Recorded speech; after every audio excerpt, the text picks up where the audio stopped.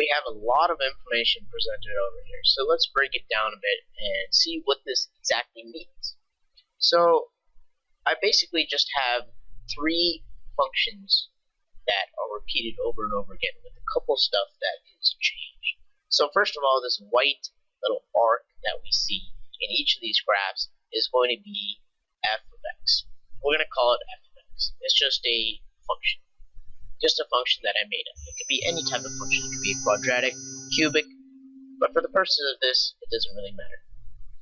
I also have a line in each of these, and it's a yellow line. So in the first two is what we call a secant line. Secant line. And a secant line is a line that intersects the graph at exactly 2 points. So we can see here that in each of these, we intersect the graph at exactly 2 points. But in the last one, we don't have a secant line, we actually have a tangent line. And a tangent line is one that intersects the graph at exactly 1 point. So what we were doing here with this formula down here is just basically finding the slope of the line. We know that the slope, or m, is equal to the change in y over change in x. So if we make 2 points, and these 2 points are just general points that can be anywhere on the graph. We have x, so just normal point x, and then the y value is going to be the output of that function. So whatever you plug in for f of x, that's what is going to be the y value of this point, the output. That's going to be our first point.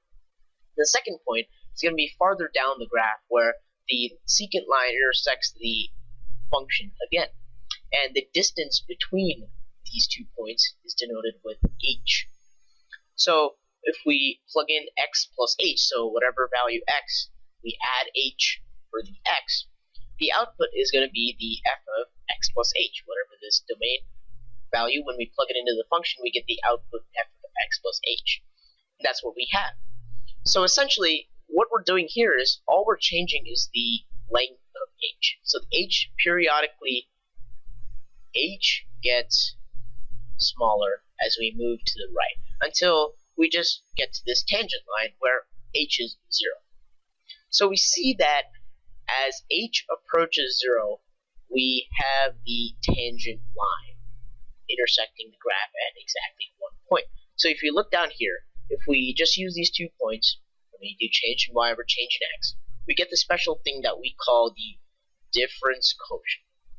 The difference quotient. And the difference quotient is a way we can find the slope of a function, any function. So if we have the linear function, we can tell the slope of the graph because the slope of the graph remains constant. However, if you have a quadratic function or a rational function, or just this random function that I made up over here, we see that the slope is constantly changing. It's not the same slope. It's just changing as we move throughout the graph. It's a gradual over here increase, but then we get a steeper increase as we move along this function. So this brings us to a definition of the tangent line. What does the tangent line tell us? Well, the tangent line tells us the slope of the function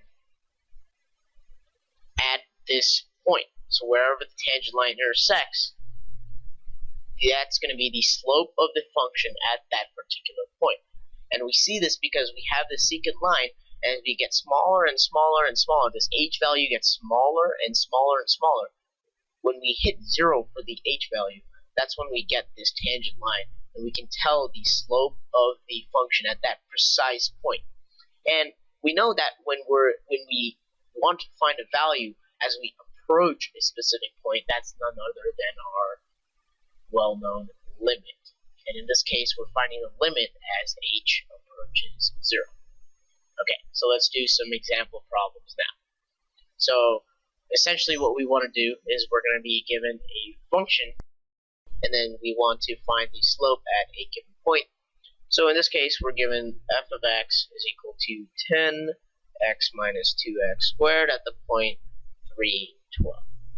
So unfortunately, we can't use direct substitution into the difference quotient for any value of x, really, because if we try doing that, we get the f of x plus 0 minus f of x over 0 which gives us f of x minus f of x over 0, which is equal to 0 over 0. Ah, drat, we got the indeterminate form. We don't like that. So we have to use some other methods in order to evaluate the limit of this difference quotient.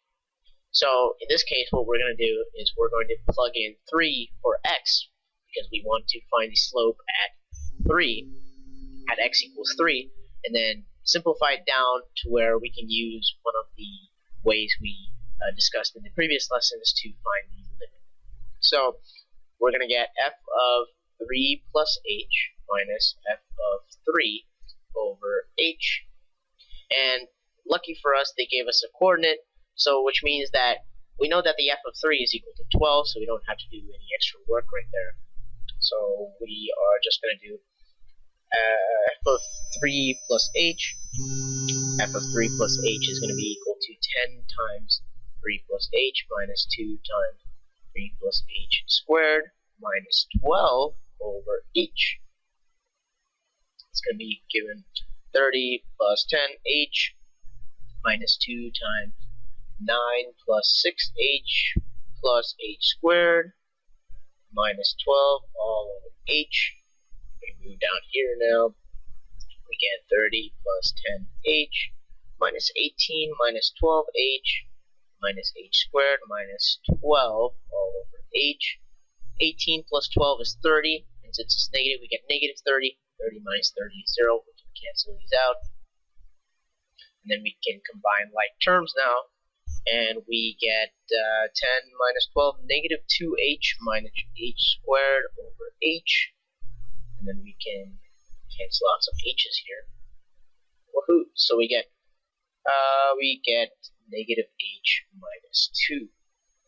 So this is going to be our simplification of the difference quotient here. And now we can't forget that we want to find the limit as h approaches 0.